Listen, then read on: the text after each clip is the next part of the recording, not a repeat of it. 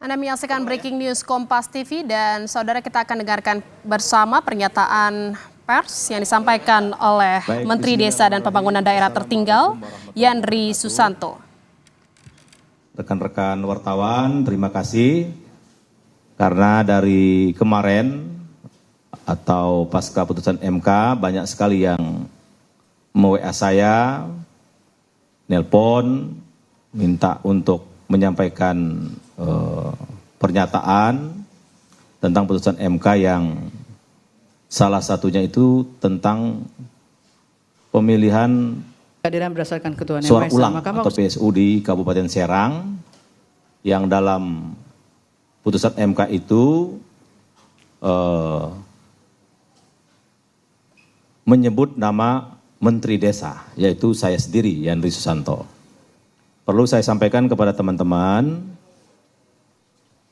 dalil yang disampaikan oleh MK itu satu tentang saya hadir di Raker Abdesi Kabupaten Serang tanggal 3 Oktober 2024. Saya pastikan, sampaikan kepada rekan-rekan wartawan, tanggal 3 Oktober itu saya belum menjadi Menteri Desa.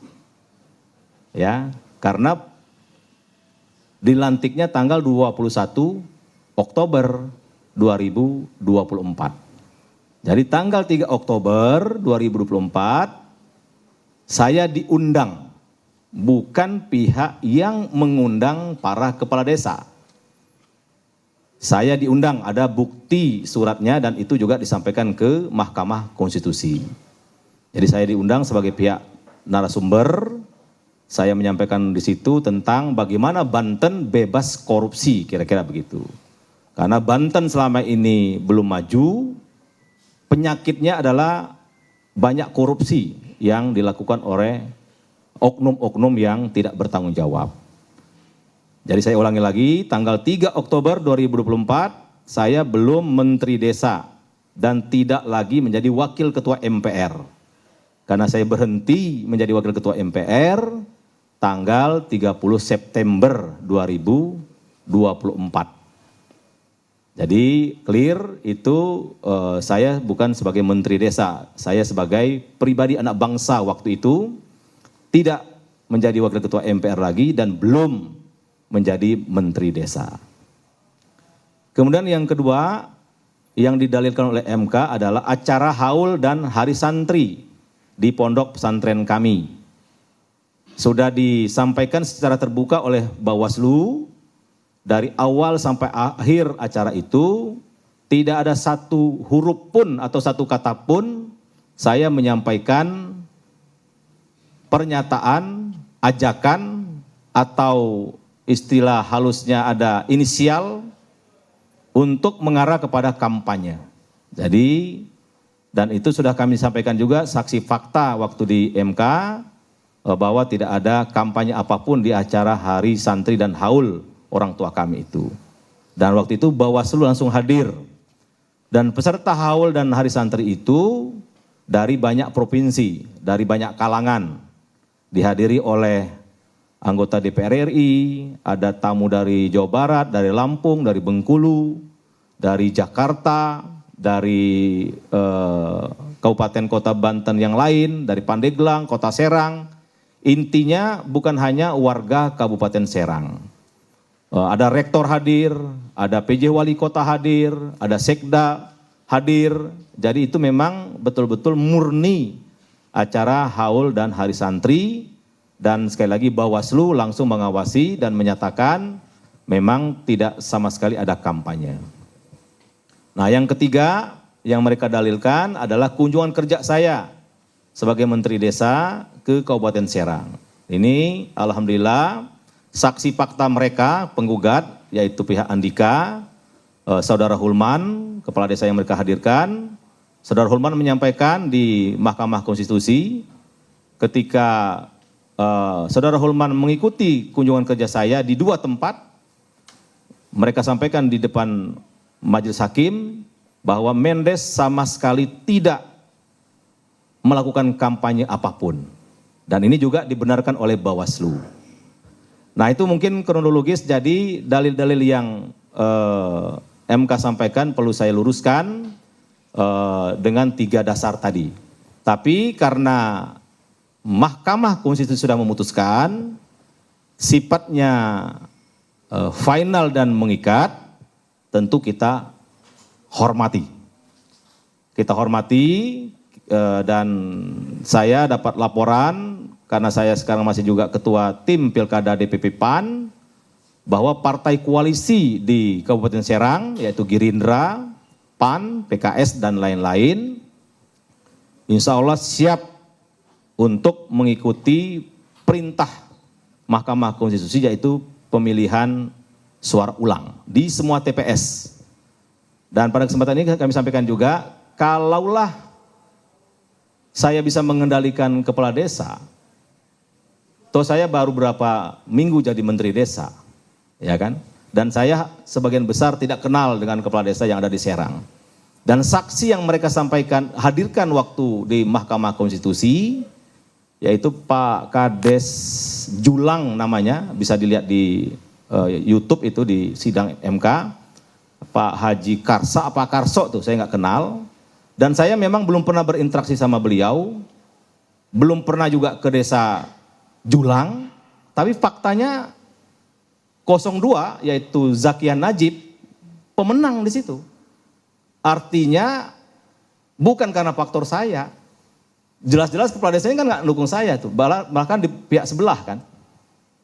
Tapi masih bisa menang telak 02 situ. Artinya saya meyakini dan menghargai suara rakyat di Kabupaten Serang, 71% kemenangan yang dibatalkan oleh Mahkamah Konstitusi kemarin itu benar-benar suara rakyat.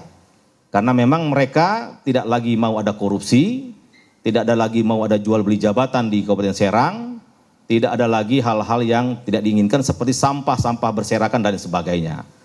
Jadi terlalu naif kalau itu dikaitkan dengan pengaruh saya.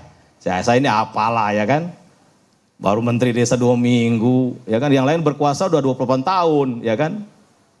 Ya kan, ada juga pihak sebelah itu menggunakan rumah dinasnya yang disewa sama uang rakyat untuk markas pemenangan gitu loh.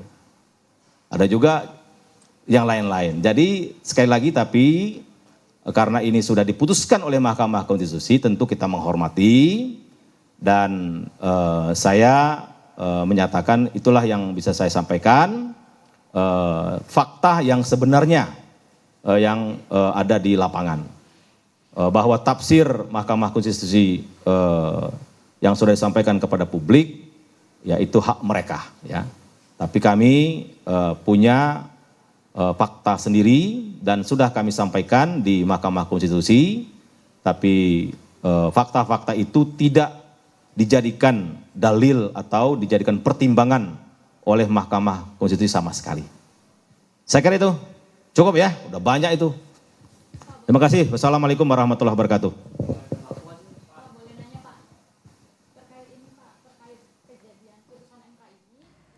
Saudara, baru saja kita dengarkan pernyataan atau keterangan resmi yang disampaikan oleh Mendes PDT Republik Indonesia Yandri Susanto terkait dengan klarifikasinya soal keterlibatan di Pilgub Serang, di mana Yandri membantah bahwa dirinya terlibat dalam Pilgub Serang atau Pilgub Serang, di mana terkait dengan yang disampaikan oleh Yandri tadi ada 3 poin penting yang disampaikan, di mana Yandri memastikan bahwa dalam dalil putusan MK terkait dengan tanggal 3 Oktober, dirinya belum menjadi desa dan tanggal tersebut adalah sebelum pelantikan dirinya menjadi Menteri Desa.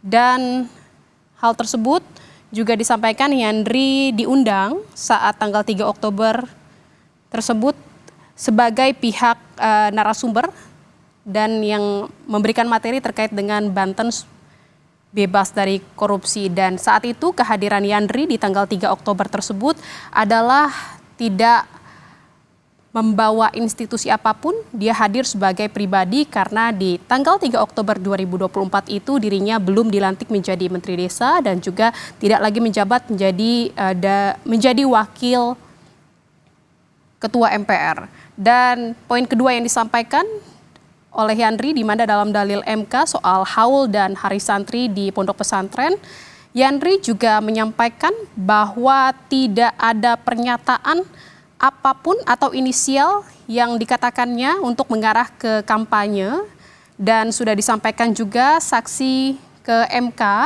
di mana dalam hari atau momen haul dan hari santri tersebut tidak ada pernyataan Yandri terkait dengan yang menjurus atau inisial yang merujuk ke kampanye. Dan juga poin ketiga, di mana kunjungan kerja Yandri sebagai Menteri Desa ke Kabupaten Serang ini, dia menyampaikan sama sekali tidak ada kampanye apapun. Dan yang terakhir, Saudara, Yandri menyampaikan bahwa meski demikian, meski dia membantah terlibat dalam pemilihan Bupati Serang, Yandri menghormati putusan tersebut, di mana tadi dia juga menyampaikan bahwa partai koalisi di Kabupaten Serang telah bersiap untuk mengikuti perintah MK, yaitu untuk mengikuti pemilihan suara ulang di semua TPS. Dan Komisi Pemilihan Umum Republik Indonesia segera menindaklanjuti putusan Mahkamah Konstitusi yang memutuskan untuk melakukan pemungutan suara ulang di 24 daerah. Rapat dan koordinasi akan segera dilakukan KPU RI dengan KPU daerah untuk persiapan dan penghitungan anggaran pelaksanaan PSU. Dari 40 perkara perselisihan hasil pemilihan umum, MK mengabulkan 26 perkara yang memutuskan pemungutan suara ulang di 24 daerah. Rekapitulasi ulang hasil perolehan suara di satu daerah dan satu daerah lagi harus memperbaiki penulisan keputusan KPU. Dari tenggat waktu yang ditetapkan, Saudara anggota KPU Idam Kholik meyakini pelaksanaan putusan MK seperti pemungutan suara ulang bisa dilakukan dengan baik dan sesuai waktu.